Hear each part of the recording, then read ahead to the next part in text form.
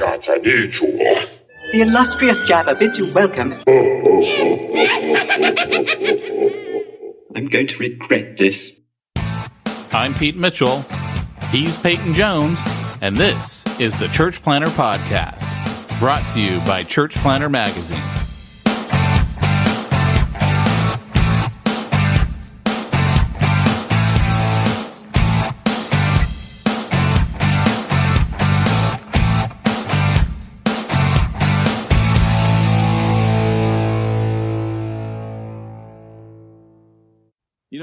When I have a large project at home, sometimes it makes sense to do it by myself. At other times, I actually save money in the long term and have a much better solution if I use an expert.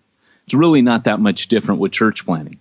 Church planters who focus on building their core team and actually planting the church and partner with portability experts like Portable Church Industries hit the ground running.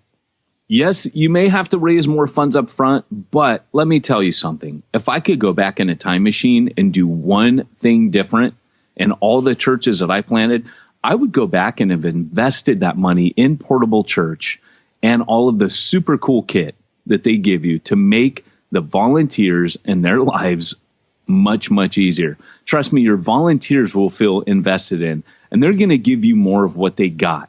And that time where people are setting up is going to be a time where it sets the atmosphere for you to thrive.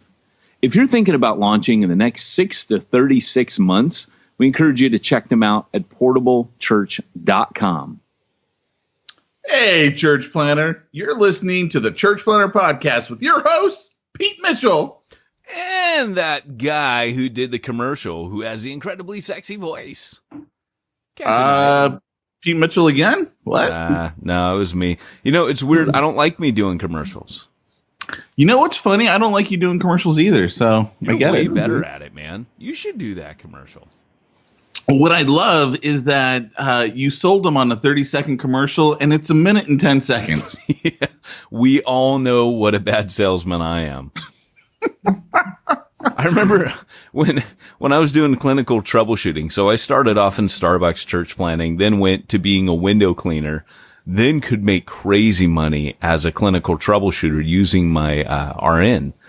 And I would come back from negotiating these deals rather than working like 2 days a week. I'd work like maybe 1 day a week or whatever, maybe sometimes 1.5, whatever. And I would come back and I'd be like, hey, I renegotiated my contract. And I would always negotiate it where I would only get a little bit more money for like a lot more work. And my wife would be like, no, what did you do? And I'm like, oh no, it works better. And anyways, I realized I wasn't very good at that. It's funny. I kind of understand that because when I was a benefits manager for a video game company called Interplay back in the day, back when they used to exist. And I was their Cobra administrator, and they hired me away. And I remember when I went to go work for them, they're like, so what kind of income do you want? I was like, $30,000 a year. And they're like, yeah, we can do that. Yep. I should have been asking for like 45, but I'm like, how old was I? 23 at the time? Yeah. I was like, I don't know. So, yeah. That's rad, man. What games did they come out with? Baldur's Gate was their big one. Oh, no Fallout. Way. No Fallout way. was theirs. Yeah. They actually had a game they put a ton of money into, true story, called Messiah. Oh. And you were a little cherub angel that would come down and possess people. And the game bombed so bad, it literally fried people's computers. The graphics in it were so intensive that people would have smoke coming out of their computers because the graphics card couldn't keep up with it. No way. I remember this one guy sitting in my office, total non-Christian, right? And he goes, well, there is something about taking the Lord's name in vain, isn't there?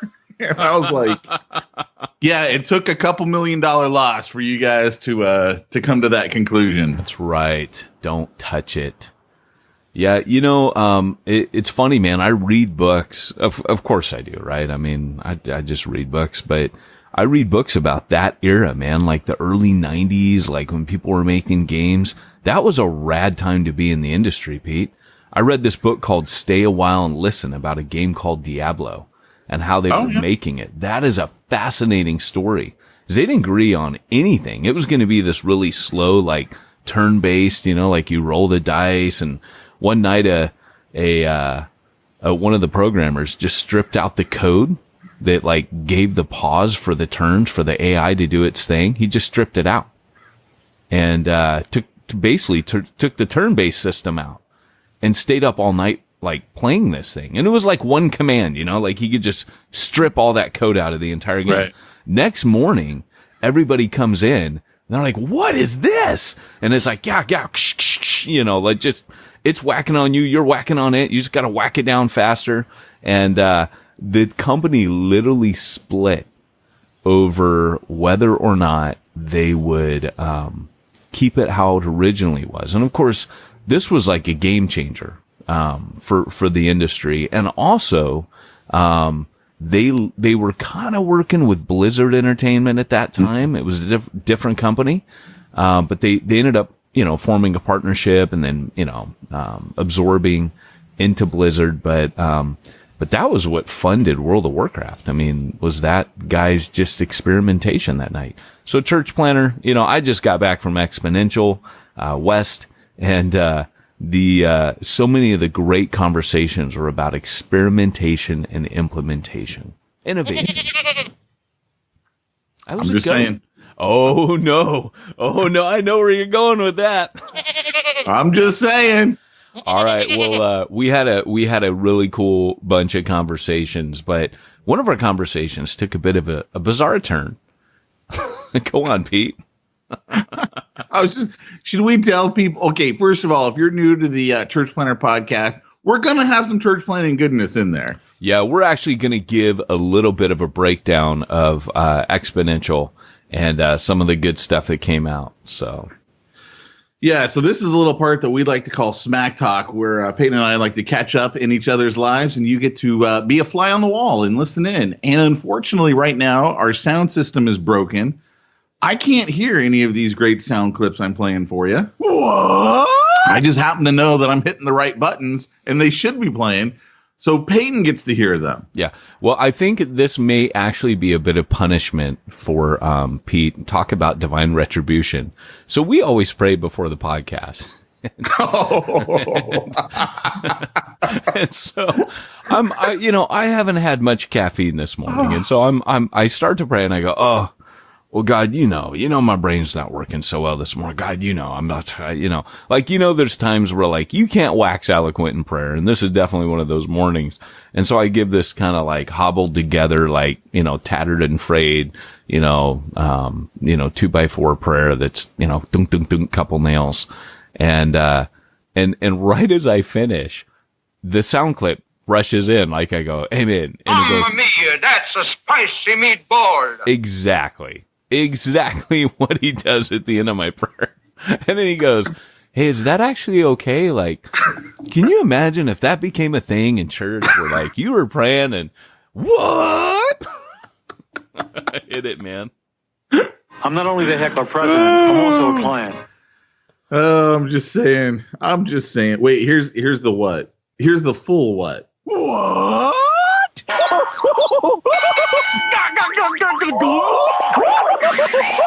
Oh, man. And I told him, no, that's blasphemous. And so he did correct me. And then his computer broke, like right after that. So we're actually recording on my computer instead of Pete's. So, and Pete had to go into a safe space. It was rad because I could see like the Hulk coming on. It was like, Bill Bixby, like, don't make me angry, Mr. McGee. You wouldn't like me when I was angry. Is it all of a sudden? I spilled my coffee all over my keyboard. I missed that. No, you didn't. That's why I was like, I gotta go, because I had to go get something to wipe up all the coffee. I imagine, because he goes, I can see in his camera, like I see him get up from the desk. I see him walk out through the French doors he's got into his office. Doors close and the dog's looking like literally your dog goes, oh no, like look, he kind of follows you looking on. And I'm like, here it goes. And I expect to hear this fricker frackin', like all this, fricker fracker firecracker, shish boom, Bugs Bunny. Remember that? I just had to throw that out there. So it was funny, man, because I was hanging with a guy. I'll talk more about it. I was hanging with a guy named Brian Sanders, and I just kept busting out all this pop culture. And he was like, I've read your books. He goes, it is so funny that you were just an endless wealth of pop culture references. I told him, man, I am totally worthless in real life, but I kill it at Trivial Pursuit, man. But yes, anyway, it is true. It is true. You are worthless at real life. It is. It is. Yeah. I can't deny it. I mean, hey, it was like Spurgeon said, if you can't do anything else, dang it, go into ministry. He actually said the opposite of that. Don't go into ministry because you can't make it in any other business. Yeah. So what else exciting has happened for you this last week? You know, I have been like at Exponential nonstop. Like that is all I have done is just gone to Exponential. I'm sure funny things happen. In fact, I saw you there. How about the Voxer group? Oh, dude. Yeah, that was hilarious. Go on, man. All right. So for those of you who don't know, we got a little something we like to call the Bivo Inner Circle. It is for bivocational pastors and church planners. And if you listened to last week's extended podcast, it was a long podcast. Why was it a long podcast, Pete? Because I got to talk finally. I've had 4 years of pent up frustration that you won't let me talk on the podcast. And I finally got to say a word or two. All right. Are you done? No. Are you done? Because now it's just me going to talk for the rest of it. It will be an hour, everyone. Don't worry about it. Pretty much. Yeah. So one of the things we talked about is people have made the comment, are these two guys even saved? And, it's still up in the air on that one. And so in our ministry, we've got a ministry Voxer group for everyone that's in the Bivo Inner Circle. And the conversation was off the hook. It was super good. Awesome, right? Because one of the things we talked about was Young Earth, Old Earth on last week's podcast. So, of course, Travis has to go in there and stir the pot again and be like, hey, let's talk about this Young Earth, Old Earth thing, and just, opens it up. And we covered, let's see, we covered the flood. We covered Nephilim. The Nephilim was the best. Yeah. Because you're like, I'm coming out with a name for my next children's book. There's a Nephilim in my basement. I mean, it was like beautiful, right? Oh, it was comedic gold because, we have this call where we're interacting with these guys in real time. So they, and it's not like we're constantly chatting with them. I mean, there's times I don't get to this stuff for days, but there's other times where like I might be driving and I can just feed into it. But, oh my gosh, some of this stuff is so funny. There was really intelligent stuff going back and forth on there from every side of this argument. I mean, I was really impressed. And the cool thing about the Voxer group is these guys, and they'll constantly say this, like, it is a safe spot for me they can share about like literally anything. And they've got brother, and these guys are becoming tight, man. I can't wait till we get all these guys in the same room in future. Yeah, like and not there's just a lot guys. of stuff. That's an 80s guys. There's a couple girls in there as well. There's things that they can talk about in there that they know it's a safe space that you could never talk about with your congregation, because some of the people in your congregation are going to be offended that you don't have a totally solid stance on an issue that person finds important, that you're sitting there going, this isn't a salvation issue. The Bible's not 100% clear on this, like creation, was it over time? Was it, a young earth, old earth? In fact, I had one guy I was talking to him. This is not in the Voxer group. And he's like, well, the Bible says that the earth was created about 6,000 to 10,000 years ago. And I'm like, actually, it doesn't say that. I'm like, I'm just saying, you've kind of read into this, and you've put your thoughts into this, and but that's not the point of today's recap of the Voxer. It just was like it was going off, and I love the Wyman's comment. Wyman's like, "Oh, Pete still believes the Nephilim could still be around," and I was like, I'm just saying it said they were there before the flood. They're there after the flood. I'm just saying nothing in the Bible says they're extinct. I'm just throwing that out there. So I loved what your buddy in the Navy SEAL said. Are you at liberty to tell that? Well, so I got a buddy who was a Navy SEAL. He got out and then went to Biola, which is where I went. And so we were actually housemates. That's how I know him. He's a hardcore Christian, comes from a very Christian family. As a matter of fact, we've even interviewed his father on this podcast. And so his view on the Nephilim, he goes, I believe the Nephilim are still around. They're just better at hiding. And he goes, I've run into people in the special forces who I'm like, there's something wrong with these guys. Like literally something wrong. Yeah, and he goes, they're like this one guy machines. Yeah. They're indestructible. It's like, it's accepted too in this environment. Right. I mean, it's totally and cool. They're evil. They're just plain evil people. Well, he goes, this one guy who was in the SEAL teams with him, he goes, his eyes are completely black. Like they're just blacked out, with white around them. And big guy, everyone knew he was a Christian. My buddy was a Christian. Everyone knew it. And so they went out on this training operation, as he called it, because he goes, when I was an active duty SEAL, he goes, we never were at war. So everything I did was a training operation. He kind of said it with like a wink and everything I did was a training operation. And we were always like, what does that mean exactly? So he had to go out on this training operation, and he had to room with this one guy, and I can't remember what the guy's name was. Not that I would even repeat it on this podcast in this context, but he was a huge dude. And the two of them had to sleep together in the same tent. And the guy just goes, you can talk about anything you want to talk about, but you say that name and I'll bleep and kill you.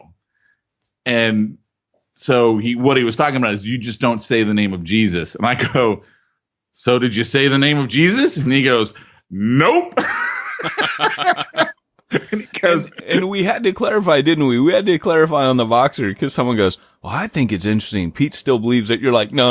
Listen, to my be clear, I'm just telling you what my buddy said that he thinks. And he was on Navy. What was it, like SEAL Team 6 or something? He was on no. This guy wasn't the SEAL Team 6A. This guy was the SEAL Team 5. Oh, okay. So yeah, Pete just knows a bunch of Navy SEAls. No, I only know 2. That's a bunch, right? Because I know 0, so that's a lot.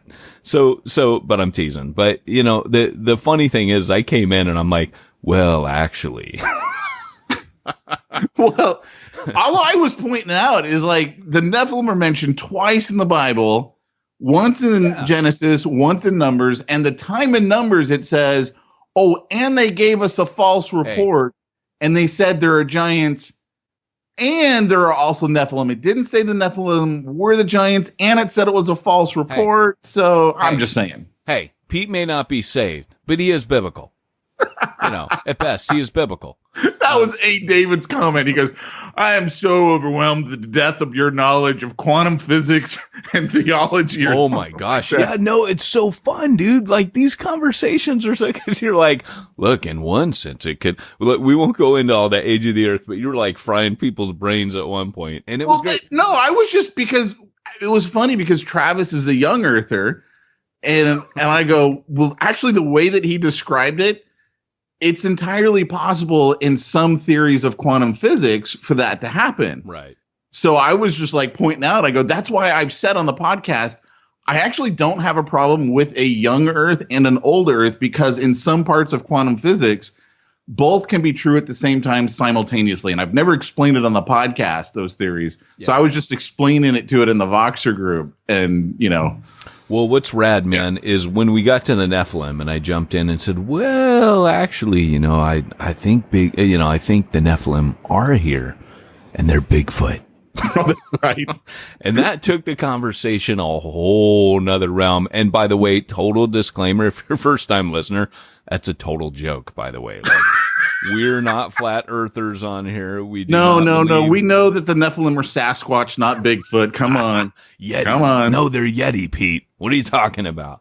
Wendigos. So what's really funny, man, is, it started going from there that Bigfoot's really a reptilian to, eventually, I think I wish I had it to play, but, the comment about, oh no, I think all gingers, cause you brought up a comment about gingers at some point, and I did that to you in a text. You're the one who decided to bring it over.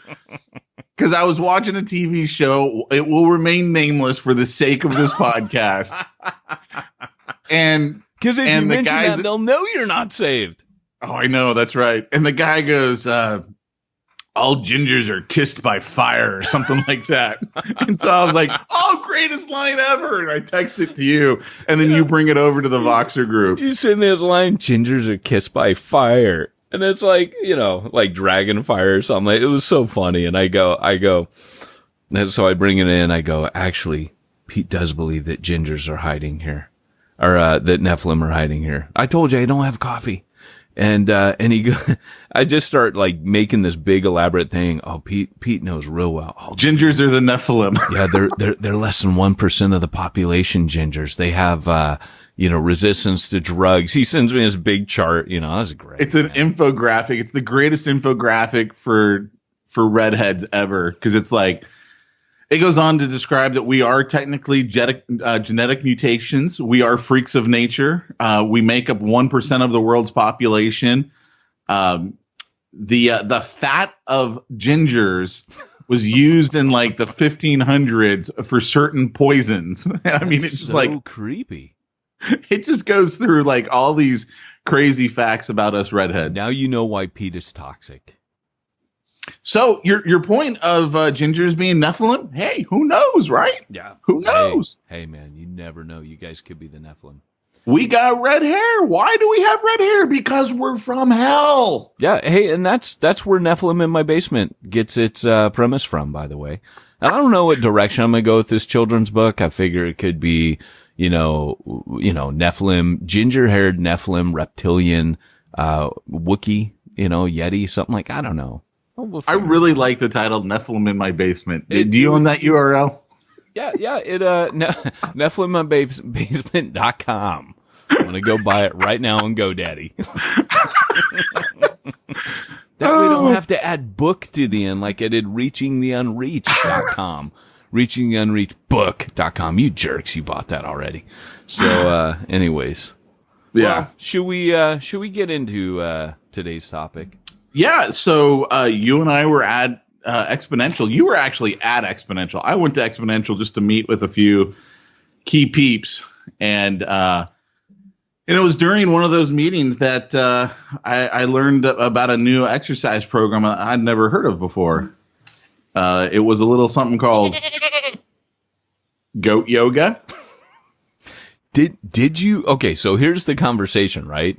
We're talking to a guy who, Jamie Johnson, right? That's Jamie Jackson. Jamie Jackson.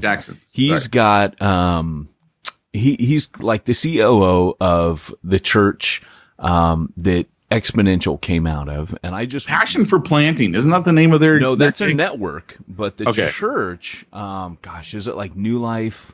It's in DC. It's kind of what we've been describing. I mean, I went and spoke at Exponential DC, and when I got there, it was in this like gym, like, kind of public space, multi-purpose building, and the church, rather than building a church building, did this. And of course, we've been talking about this kind of stuff on Church Plant. We talked about our bivocational training center that we're dreaming up, cooking up. And what ended up happening was, I got to meet with Jamie Jackson, and we were picking his brain, and, this week. So I met with him for about an hour back east, and then Pete and I met with him. Pete met with him on his own, and then we were hanging out in the speakers lounge, and, Jamie came up to the table, and we got in this rad conversation about, all the different things that you could do. And he was saying, yeah, even goat yoga. He goes, wait, I don't know if I want to know what that is. I'm telling you, I don't know what a goat yoga is. And he goes, Google it. And I'm like, I'm afraid of what's going to happen when I Google goat yoga. I'm not Googling that. And then you came up with like the crown of all comments, and you go, based on your previous searches, Pete. And then I lost it at that point, man. I was like, goat yoga. And he was like naming off all these types of yoga, like chicken yoga, goat yoga, porcupine yoga. I mean, I was like, I've never heard of this stuff. What is this? Oh, yeah, man. So it was pretty funny, but yeah, I am suffering the effects of caffeine deficit. It is true, Pete. I have a problem, and I've confessed it publicly. You definitely have a problem. There's no doubt there. So why don't we start by talking a little bit about what you experienced at Exponential, because you spoke at Exponential and you ran one of the tracks. So why don't we start with that? Tell everyone about that. Yeah, I start off, I ran the mobilization track, which if you're going to talk multiplication, if you're going to talk anything about forward movement, you have to talk about the mobilization of the people of God. And in fact, the very first workshop, I was in the pre-con workshop, by special invitation. I wasn't originally supposed to be in there, but, here comes my train. Well, I'll have to take your word for it because I don't have my headset because my sound system isn't working, so I can't hear it. Hear it. Yeah. So So Todd Wilson is the CEO really of Exponential. He's the guy that kind of makes the magic happen behind the scenes. Well, he's also pretty brilliant when it comes to talking about where the church is at. He and Dave Ferguson came up with something pretty incredible, talking about a level 5 multiplication movement. And so anyways, I got invited with a guy named Ralph Moore, who is the only identifiable level 5 multiplier. There's a couple other people that are saying, well, actually, we might be level 5 multipliers as well. But he's confirmed, and he's been responsible for... Well, you got to break that down. You can't just drop a level 5 multiplier. I'm going to say it. In fact, I want to unpack that in a few minutes. But I just want to say this, that 2,719 churches is what the current count is of how many churches have been planted generationally out of Ralph Moore's church plant. So this is his church plant in Hawaii. It at its biggest was 1,300. It's currently 300 because they keep breaking people off, sending people out. It is clearly a multiplication movement. It grows, it breaks off, and plants out.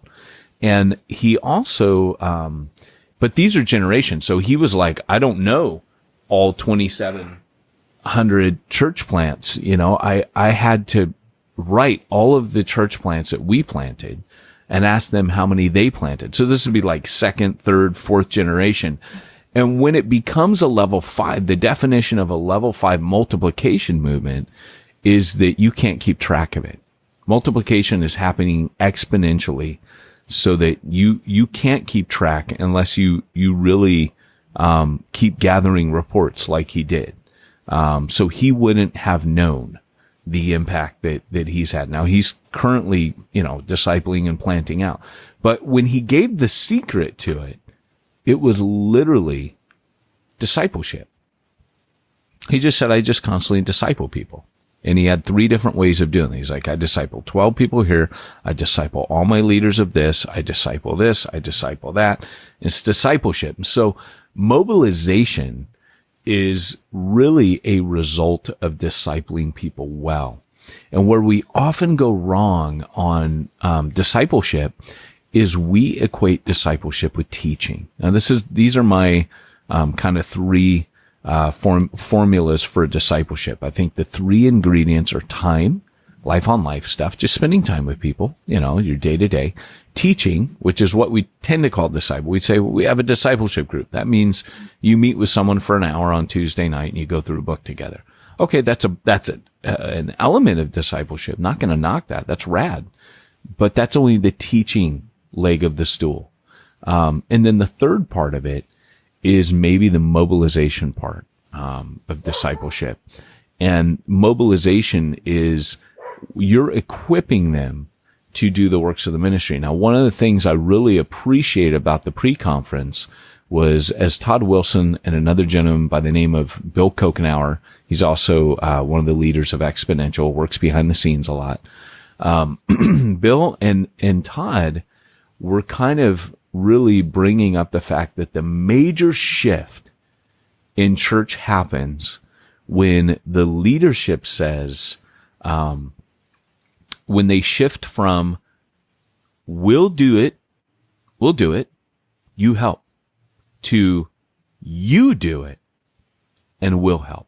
In other words, the current thing is, hey, you come to the Sunday meeting and you help us. You volunteer to usher. You volunteer to help with parking. You volunteer to help in childcare. You volunteer to help with sound. You volunteer to help with the lights and the overheads. And you volunteer to make the, hospitality ministry. You volunteer. We'll do it, but you help us.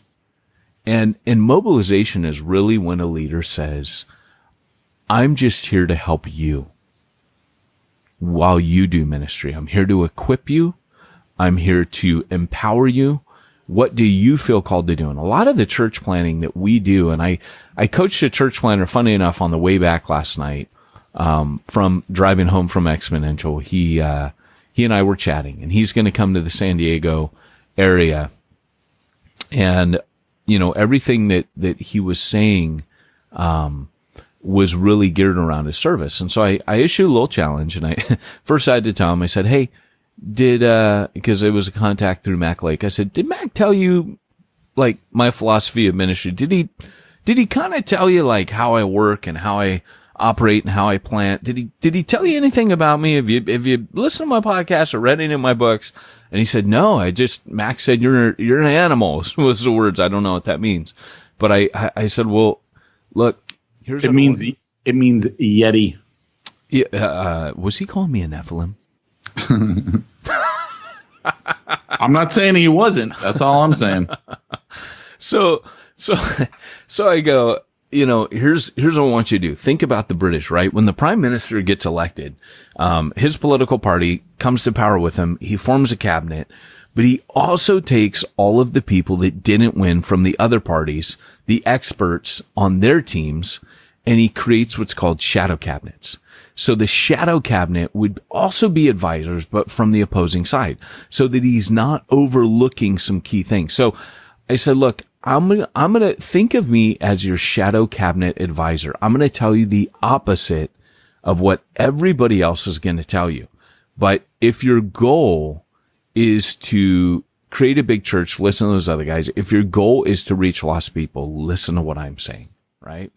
I'm just going to say that I'm pretty sure that whole philosophy was used in World War Z, if you remember, in Israel. Of course. They had the one guy whose sole job it was to disagree with everyone else and go, what if, like in the case that they were running into, what if there are zombies? Yeah.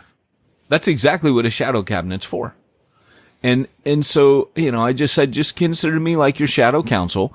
And I said, so here's what I want you to do. Keep making your plans like you were, but make a shadow strategy. And your shadow strategy is going to be that you literally, I want you to think of getting everything accomplished, reaching all these lost people we talked about.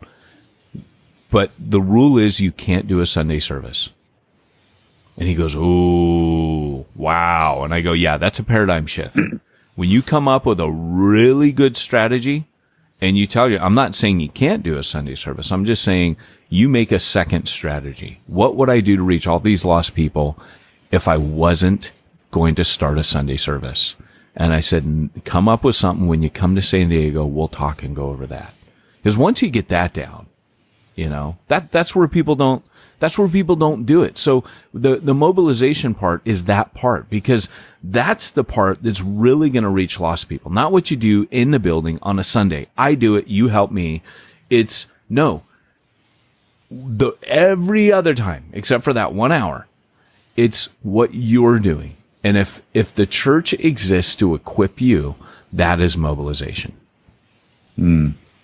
So those are my tracks. What we did was on our first mobilization track. I'm going to talk a little bit about, what I experienced. So I couldn't go to everything. There were some, the hard thing about Exponential is they really do pick guys like John Allwood was there, one of my partners in crime and training, Chris Lagerlof, John Worcester, there was just a lot, Brad Briscoe, a lot of the people that we would look at and say, these guys really have good stuff to say.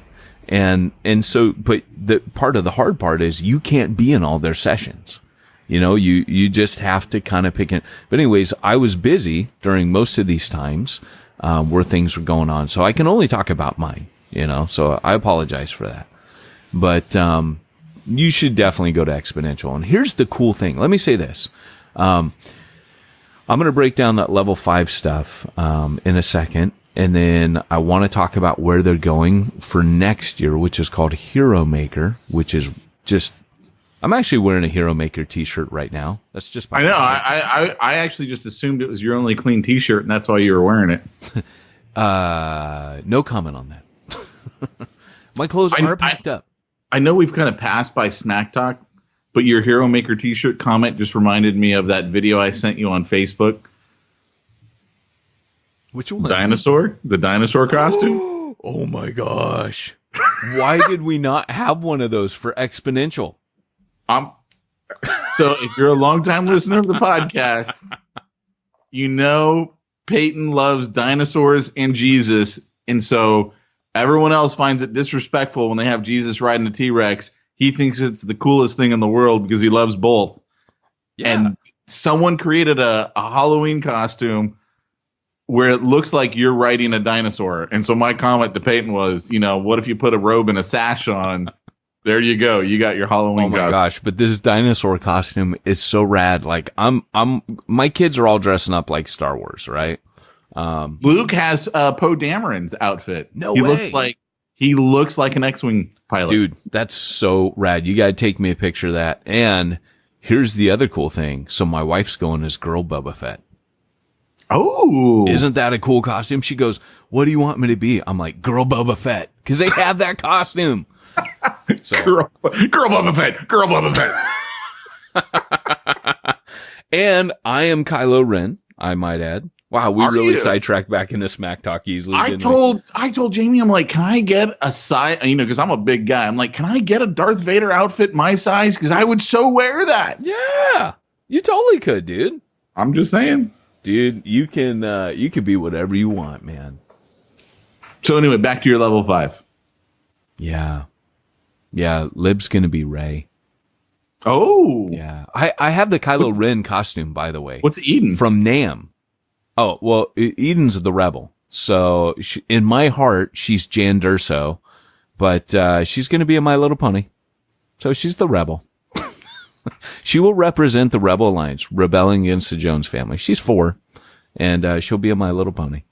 So anyways, going back to this, so the tracks were broken down into the first one was, you got to awaken your people's gifts. That's got to be the first conversation that you have. And it was rad, man. We had Derek Ongoy. He was on Hardcore Church Planning. He does open mic nights, spoken word stuff, sees people come to faith, but he's very careful how he runs it. He's a guy from Long Beach. He had a Darth Vader shirt, Pete, with Darth Vader doing the Long Beach symbol.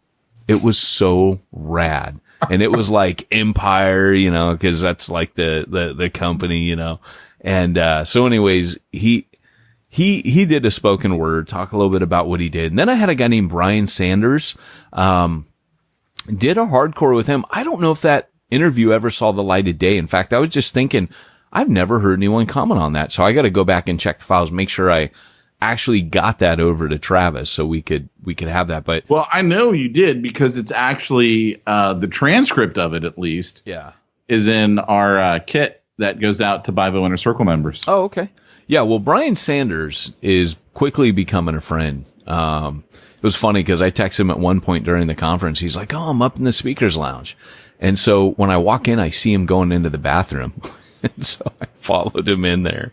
And, while he was at the urinal, I walked up to him, grabbed his shoulder and go, "Found you." So creepiest moment ever. No. And I told him, I go, "We can't be friends anymore, can we?" And he was dying. He was laughing, going, "That is the weirdest moment." And I'm like, okay, well, that was the intention. But, he was, man, I'm telling you, like Alan Hirsch will tell you that Brian's church, Tampa Underground, is his favorite church in America. And what he does is he sets up micro churches.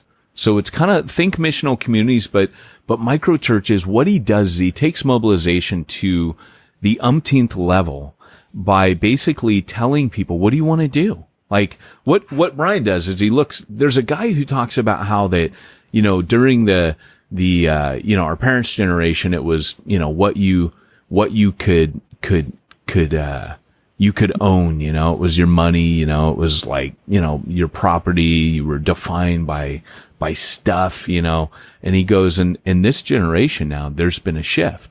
And he quoted the guy, some sociologist or something, but right now it's, particularly, I'm guessing after, you and I have talked about 9/11 and the housing market, how it crashed. My theory would be that this all changed here, but he talks about this generation shifting to, it's not about, for this generation, what you can own. So we look at them and go, slackers, they don't want a mortgage. They don't want to work. They want to create, right? Hey, I don't want a mortgage either. I'm just going to throw that out there. Yeah, but you know what I'm saying. They don't want they don't want to own a bunch of stuff. They want to create. And so that's the new place that you find your identity with this generation. And if you sit back and think about it, this is where, remember when I kind of gave my theory about why I think this generation is the way it is?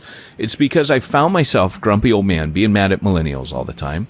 And then all of a sudden going, well, how come that's who I'm working with? Why am I, when I'm making films and I'm, doing these projects, why am I working with all millennials? Because they create, right? Well, that's not the real reason, though. I would argue it's because they're cheap. I would argue it's because they haven't found a price point. True. that they should be charging. Yeah. And you know what? You're actually right about that. And so, here I am, I'm working with these guys going, but the millennials know how to do stuff. Like, that's kind of cool. They do know how to do stuff I don't know how to do. So the reality is Brian's like, hey, I just get people together and I empower them. And so, he raises support for a space where they can all meet and he sets them going. So he'll have a micro church of writers. He'll have a micro church of people who get this.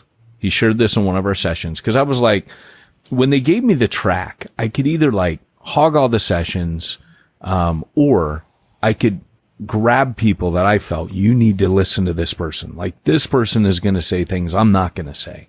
And Brian was kind of for me, a strategic win to get him on this track. Cause I just think he's the guy that I think we're going to hear a lot more about Brian Sanders in future. And he's the guy that he doesn't really want to talk about it. For 10 years, he wouldn't let anyone talk about it was an experiment. And once he felt like, and he'll tell you, he'll be like, hey, I'm not that proud of Tampa. I don't think it's all that. And I said, well, that's exactly how church planners feel when they plant a church, right? Like the Apostle Paul didn't look back at Galatia and feel really good about it, or Corinth, or, you name the church. No church Paul planted was he like, this one was rad. I think Ephesus was the best, but it still had problems. You read 1 Timothy, it had a lot of problems. So, but Brian will, he basically, they're micro churches and they do gather at times in central, but they're micro churches. And so, but it's all about empowering people to do what they feel called to do. So for him, even deeper than the subject of gifting is calling. What do you feel called to do? What do you feel God has you here to do? Well, utilize that, harness that, just go do it. And do it to God's glory. And that's what it looks like for him. And it's pretty cool, man. But one of the micro churches I was going to mention that I thought was pretty cool was, there's a micro church. Their passion is gathering homeless people and recording them. So, you've probably seen that famous, clip where Santana goes and finds like one of his his old band members, who's like, he goes, he's one of the best musicians in the world, and he's on Skid Row. And Santana goes and finds him, and they start playing together. And this dude's like, you know, you just passed this guy by, a homeless, crazy bum on the street. And Santana's like, no, you have no idea. This guy's a legend. And so what this microchurch does is they grab homeless people and they record them. And they actually put them on albums, and they sell them.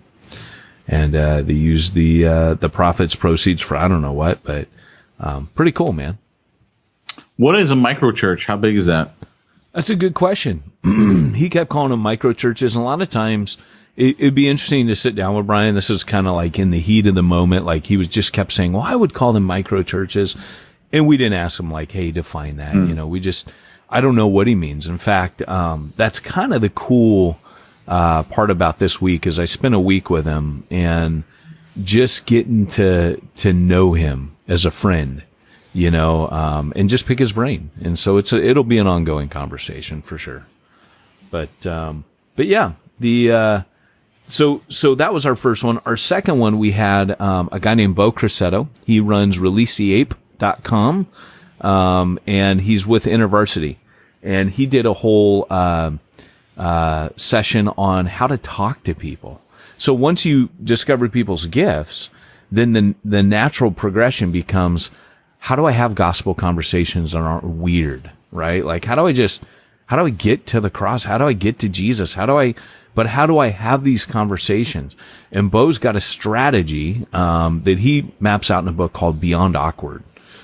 His whole job is to talk to people about the gospel. That's like what he does. Then the third session, we decided we'd bring a panel, and we had Shauna Pilgreen, who was our fourth session. She spoke in the fourth session. And then, we just did a panel, and the panel is made up of me, Brian, Shauna Pilgreen, and a guy named Alex Absalon, who is from, the UK and, has done a lot of work on public space. And then finally, our fifth session was ministry in public space, which was kind of my real passion. I think I hogged most of that session. I told him, I'll talk for 5 minutes and I'll let you guys go. But It's kind of like this podcast, huh? Kind of sorry, I'm gonna shut up. But to be honest, I think that out of everyone there, I think that was kind of I think that is probably the one I needed to talk the most at. So. That's cool. And I attended no sessions at Exponential. Yes, that is true. So I was just cracking jokes because it was at Mariners Church in Irvine. And for those of you who know where Mariners Church is, if you've ever been to it, it's huge. Yeah, it's like a giant. What would you compare it to? It's like a park with buildings. Oh yeah. Like I was cracking the joke. I'm like, you have a huge church when your baptismal has a floating chlorine buoy in it. I'm like, it's just, your church is big. Okay, that's all I'm saying. It's a big church. Yeah, we're not in Kansas anymore. You're not in church plant territory anymore. Right. Yeah, so, you know, as we, and here I am in my session. I'm on this panel, and I keep getting these texts from Pete like, hey, I'm here, but I don't have a ticket. Can I tell them I'm your lover? Will that get me in? I was hoping that I hope you had your computer plugged in and we're like doing a PowerPoint. You know how when you do that, your text messages will pop up on your computer screen. I was just hoping like my text would pop up on your screen. This brings me, you know, and he's hoping I'm going to bust up laughing in the middle of my session, you know, which I'm hoping the people will bust up laughing. I didn't care if you were laughing. Oh, like it comes up on my PowerPoint? Yes, and so everyone sees it. That's what I was hoping for. Can you imagine? Well, this goes back to earlier talks about Exponential that we used to have, where when Church Planter Magazine was starting out, when we started, I just went there by myself, and I had a table, and you know, was able to meet a lot of people, and it was cool. Second year, Pete goes, "Hey, I'll come with you." And tell them what you did, Pete. Most of you know this that have been longtime listeners. Well, I brought a helium dolphin that we floated around the booth area. Yeah, so we put like church. One of those remote control Helium dolphins. Yeah, and we put Church Planner magazine, the logo on the side and everything, and flew it around the big exhibition room, and until it got stuck on the ceiling. Which, yeah, you like kept doing over and over again, like Tyrone, which is when we met Tyrone. Yeah, that's how we met him. He's like, I can get that down. Yeah, he would figure out a way to get it down. You're like, oh, thanks, and you throw it right back up. And I'm like, it was my daughter. No, he hands maybe it to was my your daughter. 4-year-old daughter and goes, hold this. Right after he spent like 30 minutes getting it off the ceiling, and she just lets go of it, and it goes right back up. It was great. That was the first time we were at an event where someone came up to him and goes, I feel like such a fanboy. I listen to your podcast all the time. Hey, man, all I know is I've now arrived since I was in a restaurant and someone heard my voice. And so now I'm big. I'm someone came up to you and was like, hey, what's are your you name? Peyton Jones? Or yeah. So anyways, yeah, man, like, and then after that, we started like kind of trying to decide, like, what should we do? Should we take a big charter bus, like get a skin wrapped around it? Like we even talked about like buying a van and a Winnebago. Yeah, Winnebago. That's what it was. Cause Breaking Bad was on back then, and coming out in lab suits, like parking it, coming out in lab suits, like we had been cooking up something. And just put church. Well, and you wanted to have like 150. No, that's a different one, but yes. Little people ninjas come running out of the Winnebago. Oh, absolutely. Yes. This is what we wanted. We wanted Ninja Throwing Star cards. Like little. And when he says we, it's him. I never wanted this. This is what Peyton wanted. Yes, it is what I wanted. And what I still want. And I wanted little ninjas to run through there with like foam samurai swords and throwing stars and just go yelling like you've seen that commercial, like the yelling, the running of the bulldogs, I wanted a running of the church planning ninjas. Like it's okay that they're little people, because then I don't know if I can say what I was about to say. Like it's not like a terrorist attack, no one's going to be threatened if it's little. I was being sensitive, and I can just see you like, look guys. Hate mail. Peyton Jones. I give you churchplannermag.com. I give you an extra $10 if you jump on the stage during Rick Warren's talk and start running across the stage. Well, this is the thing. Like, and no irony, but like, not like you hire people for parties. I'm not making this up. You can literally hire little people. My brother did this. He hired you can hire little people servants. I know it's in bad taste. Please send the hate mail to Pete at churchplannermag.com. Wait. He hired them as servants? Yeah, you like if you're doing like he had a meal catered and like yeah, like you command them. You say things like go get me beer, or go do this for me, or get my door or whatever. So they literally you hire little people servants for like parties or events. All I'm saying is the last guy I hired, he became a Christian, so maybe we gotta go quickly turn back into smack talk. So anyway, so my thought was that we would hire a bunch of little people, dress them as ninjas, get these business cards planted up, have them run through and throw these little stars that say Church Planner Magazine at everybody, and just run back into the Winnebago and drive off into the sunset. It'd be like the best advertising campaign ever. And then we started thinking about, well, hold on.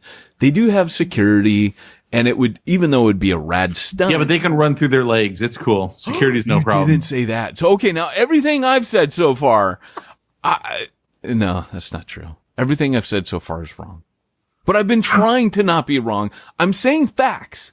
But anyways, the reality is the throwing stars, it was a genius idea, but the dinosaur,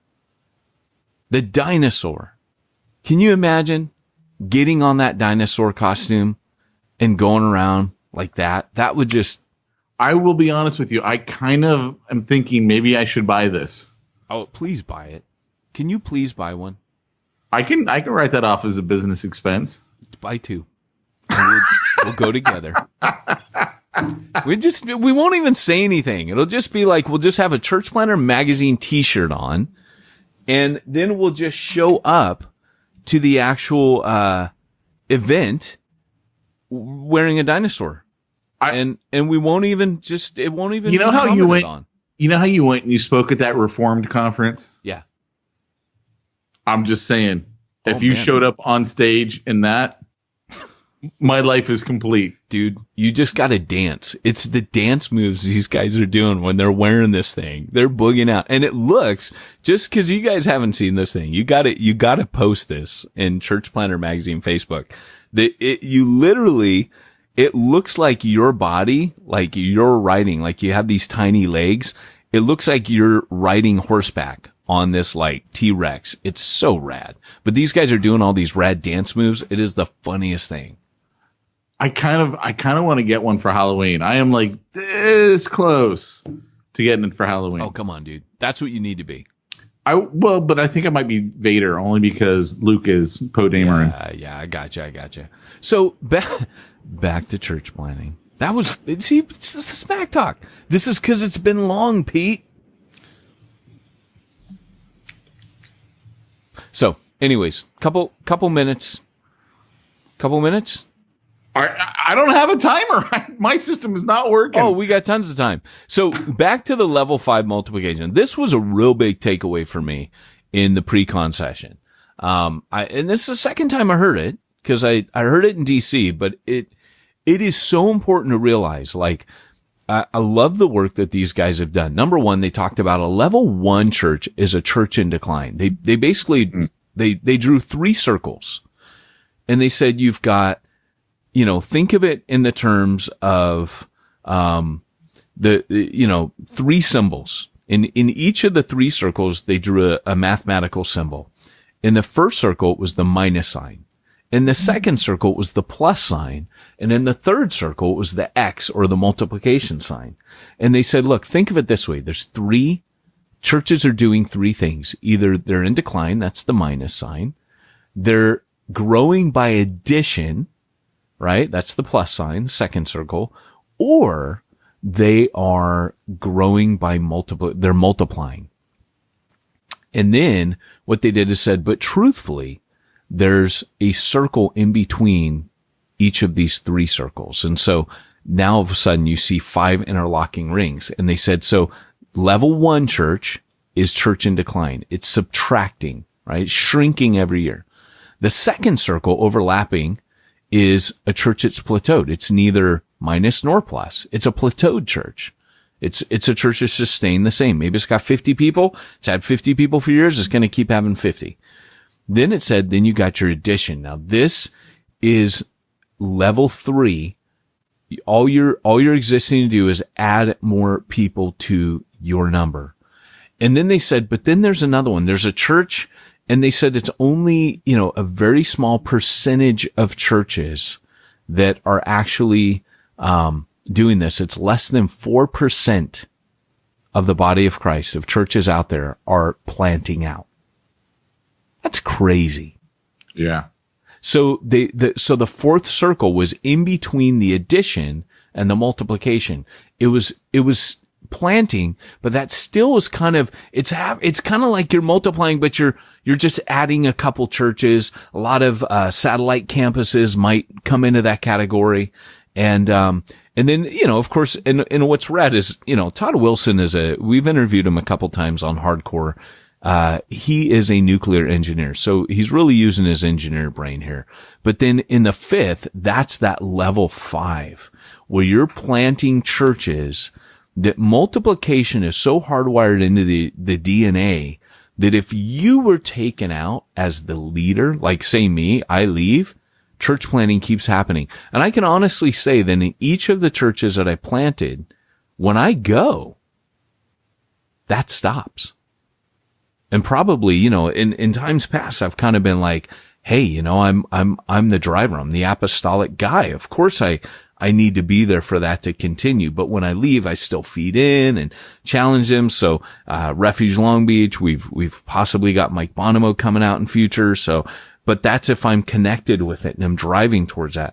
But a level 5 multiplication church is that discipleship, and that's the key to it, which leads to mobilization, is such a common practice that nobody Like you would have to intentionally put a strategic plan to stop multiplication from happening, to stop multiplying.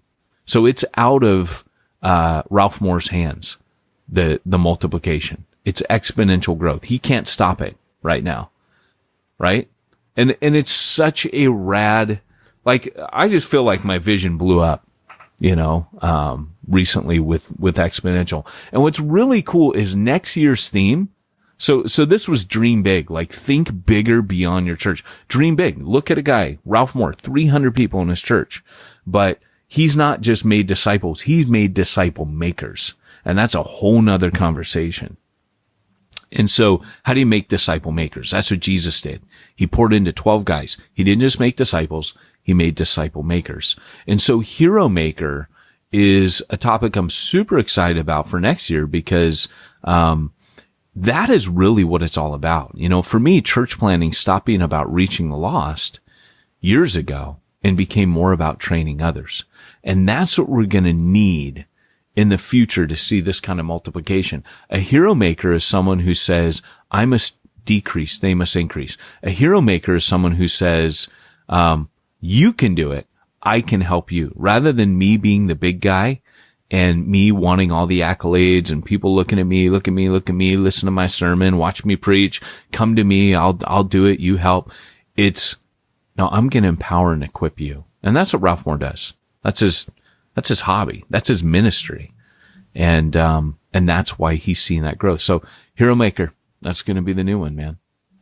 I dig it, man. It's going to be cool. And I just love how they've done all this research and it's led to this progression. If you pay attention to what's funny is it's only recently that I've heard a couple of people go, oh, I don't go to Exponential, blah, blah. And I'm thinking, why? Like Exponential right now is cooler than it's ever been. If you pay attention to what they're saying, they've literally made a shift now to literally, we're going to say what needs to be said. This is what needs to be said. And I'm watching guys there that are just getting wrecked, like people that are going, I came last year and it destroyed me, it completely reinvented what kind of leader I was. So if you guys are not paying attention to Exponential right now, you need to be. Mic drop. But let's be honest, it's really because they gave you a mobilization track that, you're pushing it. Yeah, no, you know what? They had my attention a couple years ago when they started getting guys from the international. Did you hear they gave me a track? They asked me just to leave. That was the track. They're like, there's the door, Mr. Mitchell. Can you please just exit? No, and it's not. You know what? Like literally, I would not kiss butt because they gave me a track. Literally believe in this. Literally learned a ton from sitting in those pre-con sessions. It's the way that people put things. It's like this. It's like Church Zero, right? People read Church Zero and they didn't go, oh my gosh, I've never thought. Maybe people said that, but the majority of people I hear that appreciated Church Zero come to me saying, you put into words what I had been feeling. And I think what Exponential has done is they've just done the hard work of thinking about these things, watching, formulating, and putting into words. And you're looking at it going, that's new language. That's a new paradigm, but that is super helpful for where we need to be. And I'm super proud of it, man. I think they've done really good work. And I love, like the hero maker thing is a transition I personally had to make. That's been a major shift for me in the last few years. So anyways, Pete, I know that you can't always make it to Exponential conferences though, because you're busy, you're doing a lot of things. And for the pastor who is out there, he's really busy. He can't go to Exponential because, he's doing his church finances. He's not only is he preaching and doing all the pastoral duties, he's doing all those other things. Well, there is a solution for that guy. Well, I can't see it, Pete. What would that possibly be? SimplifiedChurch.com. What? SimplifiedChurch.com. What would SimplifiedChurch.com do for a man like that? Well, SimplifiedChurch.com would take care of all your accounting needs, your payroll needs, your housing allowance needs, your IRS compliance. They even do web design. They do just about everything, with the exception of like virtual assistants. Everything else they do. So you mean that this is a group of church planners that started up and CPAs at the same time that start up a business? They can take care of all my giving and financial needs, donor tracking, IRS compliancy? Yeah, it's called SimplifiedChurch.com. Wow. You know what? That's rad. And you know what, guys? Once you go to them, there'll be no excuse for not going to Exponential next year. That's right. Head on over to SimplifiedChurch.com. Tell Josh Henry Pete and Peyton sent you. You'll be glad you did. You know, I was thinking of all these great infomercials the other day about, you know, kind of like when Joey on Friends when he can't pour the milk out of the carton and they give him that low. Remember when Joey's on the infomercial? You seen that one? It's pretty good. And I would love to do our commercial. You know, Pete, I've been thinking for a long time. I'd love to do some commercials like that. We kind of do, but I'd really like to do some really cheesy ones in future. But hey, our time's out. This has been Peyton Jones and Pete Mitchell, reminding you if you want to reach the ones nobody's reaching, you need to go where nobody's going and do what nobody's doing.